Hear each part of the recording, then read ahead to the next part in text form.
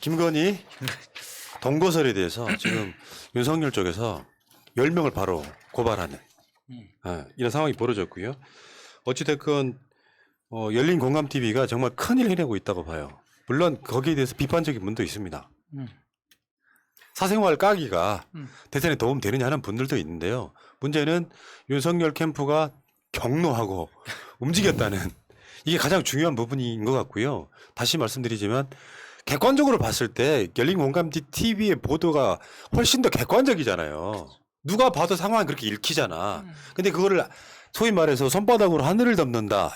이 감정으로 지금 고소가 아니라 고발로 대처하고 있는 이 부분에 대해서는 윤석열 캠프가 이제 열린 공감 TV에 연속되는 보도 때문에 페이스 잃었다라고 보는 게 맞겠죠.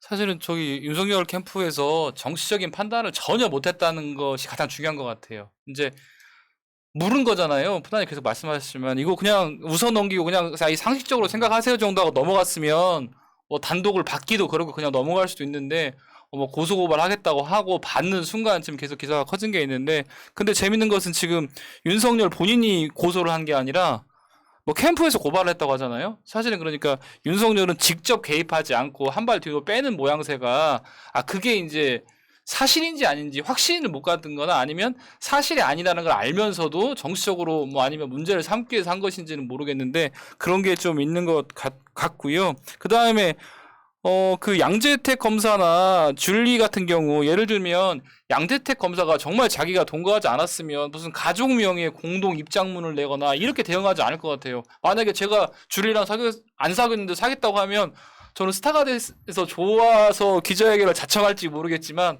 그냥 본인이 아니어서 정말 본인이 나가가지고 바뀔 것 같아요. 나 뭐 사귄 적이 없다. 뒤로 빠지지 않고. 그리고 줄리도 마찬가지일 것 같아요. 사실은 결혼하기 전에 다른 남자랑 동거했다는 얘기가 나오는 게 일반인한테도 되게 이게 바람직하지 않고 되게 큰 임팩트, 큰 상처일 텐데 이 정도로 얘기 나오면 본인이 나와서 직접 해명하면 되잖아요. 근데 그렇게 하지 못하고 당사자들도 다 뒤로 빠져있고 그냥 말로만 하고 고발하는 것은 일정 부분 좀 캥기는 게 있어서 그런 것이 아닌가라는 생각을 좀 합니다. 그러니까 이게 그 보도의 핵심은 김건희가 내 아들과 동거를 했었는데 결혼할 줄 알았더니 다른 놈한테 갔다. 그게 첫 번째고 두 번째는 아파트를 뺏어갔다. 요거잖아요. 그 실제 저쪽 이제 양재택 쪽에서는 엄마가 치매다라고 무슨 진단서를 냈는데 그게 좀 말이 안 되는 거라면서. 아니 그 열린 공감 TV를 봐도 그 1시간 반 동안 인터뷰 진행된 거 보면 못 듣거나 이런 게 아니고 대화가 다 되던데 그리고 그 여러 사람들이 말씀하시지만 김건희를 전 명진이 명신이 그런 말까지 기억해내면서 사실관계를 얘기하는 것이 어떻게 치매라고 볼 수 있을지 그리고 그 무슨 그 건강기록 관련해서 진단서 관련해서도 제3자가 공개하는 것이 의료법 위반이잖아요. 네, 의료법 위반이라고 다들 하시더라고요. 그 신경정신과에서는 그 사람이 우리 환자라는 것 자체를 누설해도 법 위반이니까 이준석이 그것 때문에 지금 고발당한 거잖아요. 그렇죠. 여동생 관련해가지고. 그러니까 지금 이 치매 관련돼선 그 저희 어머님도 이제 경도 치매 정도 증상이 있으신데 가끔 이제 여기가 어디냐 이렇게 물어보세요. 지금 계신 곳에서. 근데 과거 일에 대해서는 놀랄 정도로 명확한 기억력을 가지고 얘기를 합니다. 그러니까 이 94세 되셨지만 그리고 뭐 제가 보기엔 언어 표현으로 봤을 때 그 치매 증상의 아주 초기 있다면 그리고 지금 얘기하는 그 MMSE라는 그 검사표가 이게 간이 치매 검사에 해당하는 것이고 약을 드신다 하더라도 그 약은 치매가 더 진전되는 걸 막기 위한 약일 가능성이 크고요. 그 충분히 의사소통이 가능한 언어적 표현력을 가지고 있었다 생각하고 과거에 대해서 얘기했던 건 명확하다고 생각합니다. 그러니까 아까 말씀하신 가장 명확한 증거가 지금 우리가 계속적으로 시사방송을 본 사람도 김건희의 그 전 이름이 개명전 이름이 김명신이었어 이걸 잘 모르는데 김명신이라는 얘기를 그렇게 명확하게 언급하는 거 보면은 분명히 과거에 대해서 아주 밀접한 관계를 가지고 있었다라는 명백한 증거고 또 크로스 체크했을 때 전에 김명신의 그 작은 어머니에 해당되는 분도 맞아, 그랬죠. 동일한 얘기를 했었기 때문에 이거는 그 교차 검증이 지금 된 상황이다.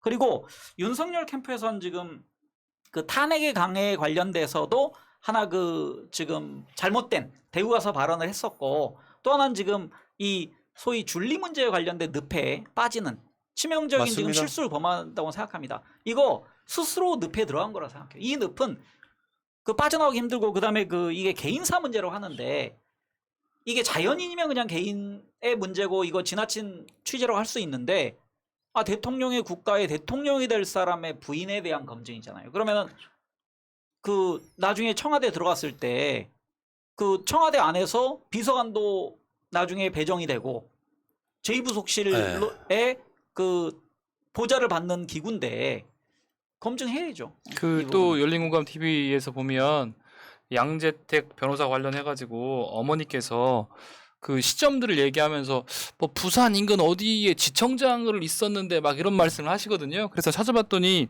2004년경에 창원지검 진주지청장을 하셨더라고요. 양재택 변호사께서. 그래서 보면 기억들이 대부분 다 조각들이 다 맞춰져서 사실로 좀 생각이 드는데 양재택이 엄마한테 찾아갔겠죠. 엄마 뭐야? 왜냐하면 양재택 입장에서도 어떻게 보면 연적이잖아요. 네. 그쵸? 그렇죠. 네. 근데 검사가 더 중요해. 음. 자기들끼리 어떤 상황이 더 중요하다고 보고. 아무튼 일단은 아니 윤석열 연적이 아니고요. 잠밥 처리반. 더 이상 나가지 마. 아니 잠밥 처리반. 아니 근데 더 이상 나가지 말라고 이 어차피 양반아. 내가 그 했는데 아니 그래도 더 이상 나가지 마. 그 방송의 질을 그렇게 떨어뜨리시면 안 될 것 같고요. 이렇게 하는 게 매짐을 하는 게 윤석열 쪽에 훨씬 더 불리해요. 노골적으로 까는 것보다. 전략이 없어. 자, 근데 어쨌건 간에 윤석열 캠프에서 고발을 했고 본인은 직접 고발 못하는 상태.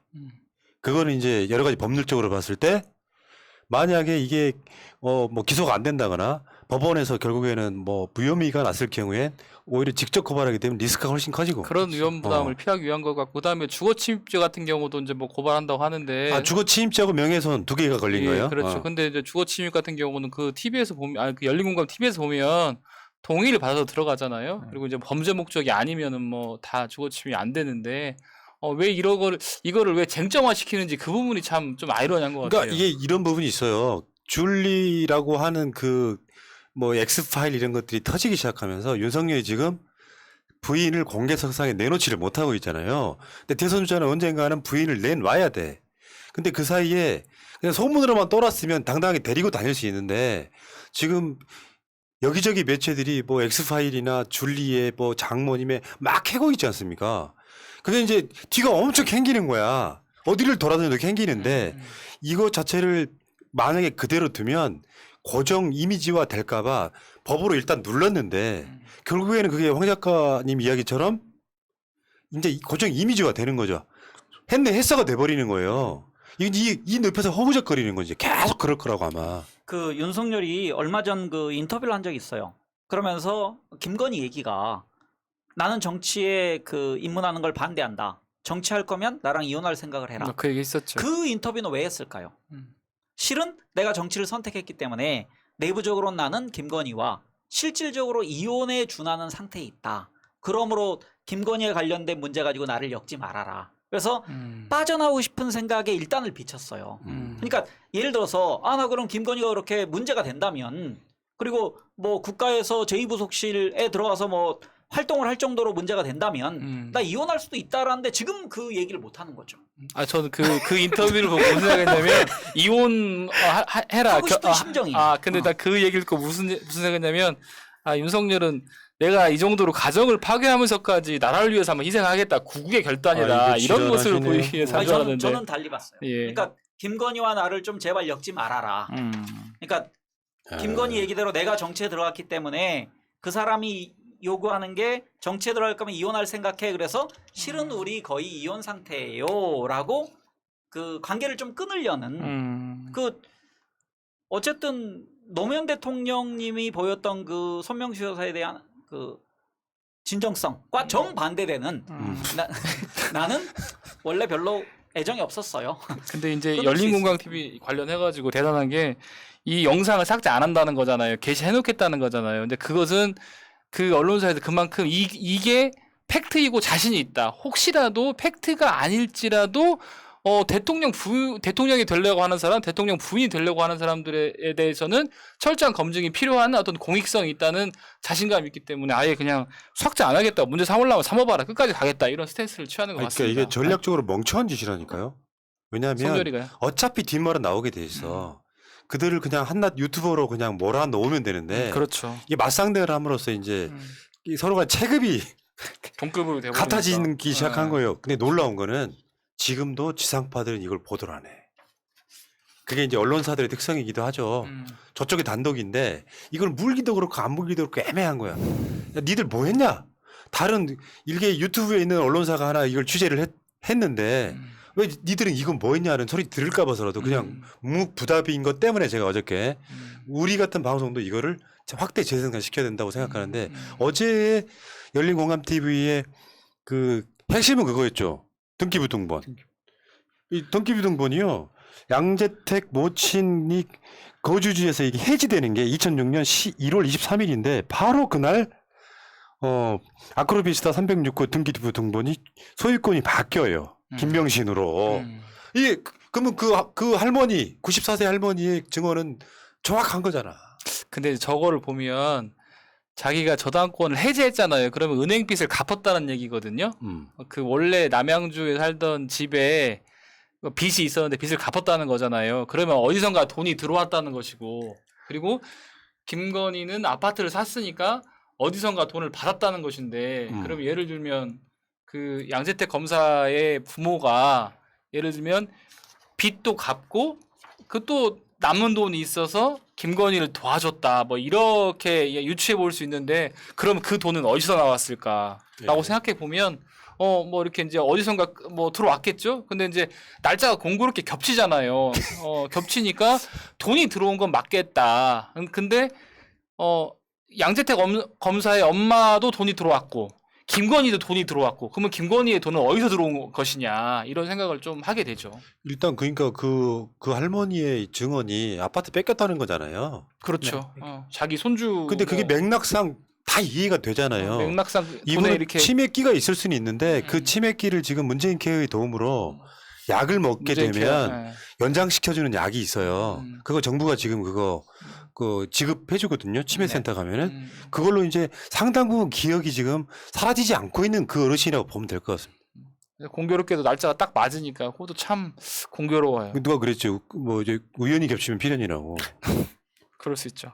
참 놀라운 이 이야기인 거. 그러니까 어떻게 보면은 뭐 이걸 재확산시키는 사람들까지 뭐 고발하겠다 이렇게 이야기 나오고 있긴 한데요. 이걸 어떻게 막습니까? 불가능합니다. 뭐 문재인 정부의 뭐 언론 자유가 있네 없네 이런 개소리 하지만 최근에 그 남재희 노동부 장관이라는 분이 그 OBS인가 어딘가에 밤에 이제 자려고 채널 돌리다 보면은 그 이 시대의 언론가 뭐 이런 코너가 있어요. 아주 노인들이 아마 거의 막 8, 90 이상 되신 분들인데 그 장관 이제 보수 쪽이었잖아요. 대한민국의 언론의 자유 문제는 이제 전혀 없는 시대가 됐고. 아 지금요? 그분 이야기가 그렇더라고요. 그 할아버지가 그 언론의 자유 문제는 전혀 없는 시대가 됐고 결국 언론사들이 이상한 짓 하는 게 문제다. 정확하게 보고 계시더라고요, 이분은. 그분이 옛날 그 민정당 에 들어갔는데 언론인 출신으로 민정당 내에서 바른 소리를 많이 해서 좀 정치적으로 어찌 보면 탄압을 좀 받았고 그 따님이 대학 다니면서 늘 경찰서에 가 있던 그 당시에 그 전두환 반대 시위를 하느라고 그런 이력을 가지고 있는 국회의원 정치 자판기. 자, 당서 출신이었습니다. 어쨌든 간에 지금 윤석열 캠프에서는 미칠 거예요, 이게. 왜냐면요. 지상파나 이런 데서 하는 여론이 그 전파력보다 이런 식의 전파력이 훨씬 더 강하고 세게 갑니다. 그렇죠. 우리 마누라도 그런 얘기 하던데. 뭐라고 이야기하냐면은 그거 알면서도 대선 나왔다는 거야?